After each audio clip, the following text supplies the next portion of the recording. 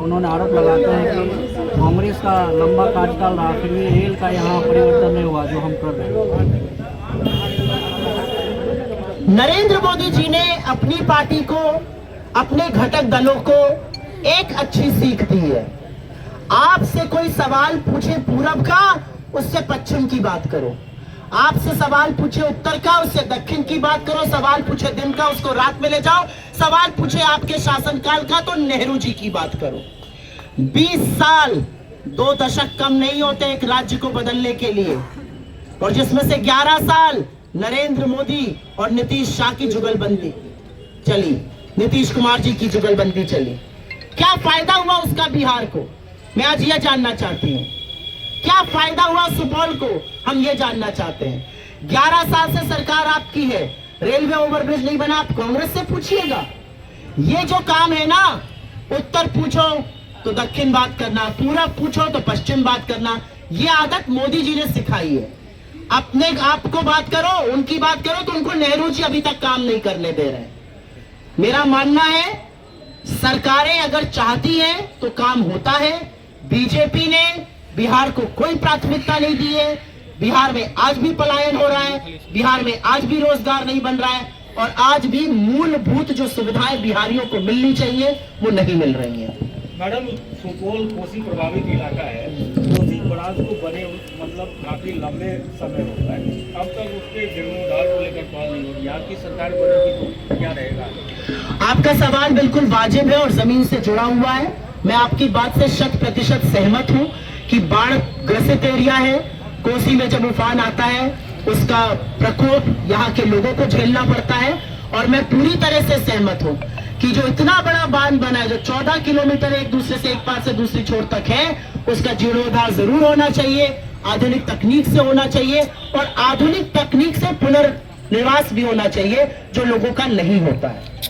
मैं आपकी बात से सहमत हूँ, हमारी सरकार बनेगी, उसको प्राथमिकता पे किया जाएगा। मैम, एक सवाल है, जैसे कि तेजस्वी यादव ने कहा कि पर परिवार को एक नौकरी देंगे, हर परिवार में एक नौकरी होगा, तो लेकिन कह रहा है विपक्ष की पर परिवार को नौकरी देंगे, उतना बिहार का बजट भी नहीं है, नौकरी कहाँ से देंगे?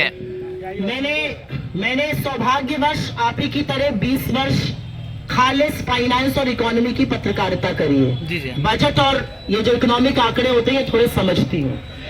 एक कॉन्सेप्ट होता है इकोनॉमी और फाइनेंस में, उसको वर्चुअस साइकिल ऑफ इकोनॉमी कहा जाता है। जी जी। अगर आज आपकी तनख्वाह बढ़ेगी तो आप अपने बच्चों पर, अपने घर परिवार पर ज्यादा खर्चा करिएगा। आप ज्यादा खर्च करिएगा मतलब ज्यादा चीजें खरीदिएगा, उपभोग करिएगा। जितना ज्यादा आप उपभोग करिएगा, कंपनियां उतने ज्यादा वो चीज बनाएंगी। आप एक जोड़ी की जगह 2 जोड़ी खरीदिएगा जूते, उतने ज्यादा वो चीजें बनेंगी। जितनी ज्यादा चीजें बनेंगी उतना ज्यादा निवेश आएगा, जितना ज्यादा निवेश आएगा उतने ज्यादा लोग नौकरी पर चाहिए होंगे, और ये एक सुचक्र बन जाता है। जितनी नौकरियां बनेंगी उतना पैसा आएगा।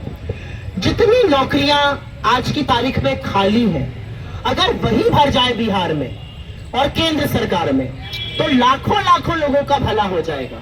नौकरियां क्यों खाली है, ये सवाल आप लोगों को पूछना चाहिए। नौकरियां इसलिए खाली है क्योंकि आरएसएस और बीजेपी और इस तरह के लोग नहीं चाहते हैं कि पिछड़ों, दलितों, आदिवासियों, महादलितों, महापिछड़ों, ऐसे लोगों को नौकरी मिले।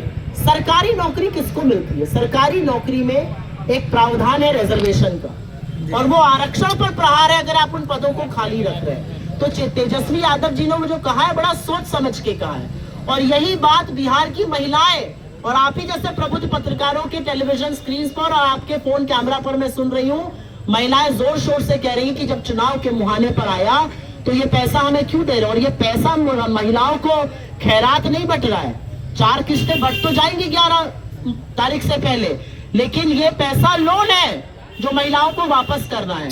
हमारा मानना है कि जब रोजगार आएगा तब मूलभूत परिवर्तन होगा और एक वर्चुअस साइकिल बनेगी। उससे सरकार का रेवेन्यू भी बढ़ेगा, उससे इंटरनल एक्रूवल्स भी बढ़ेंगे, और उससे और योजनाएं भी आएंगी।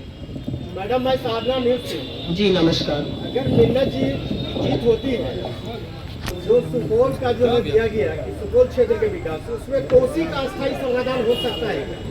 ये सवाल पूछ लिया इन्होंने और मैंने इसका बड़ा विस्तृत जवाब दिया है कि कोसी में बाढ़ आने से इसका प्रकोप झेलना पड़ता है, और उसका जो जीर्णोद्धार है वो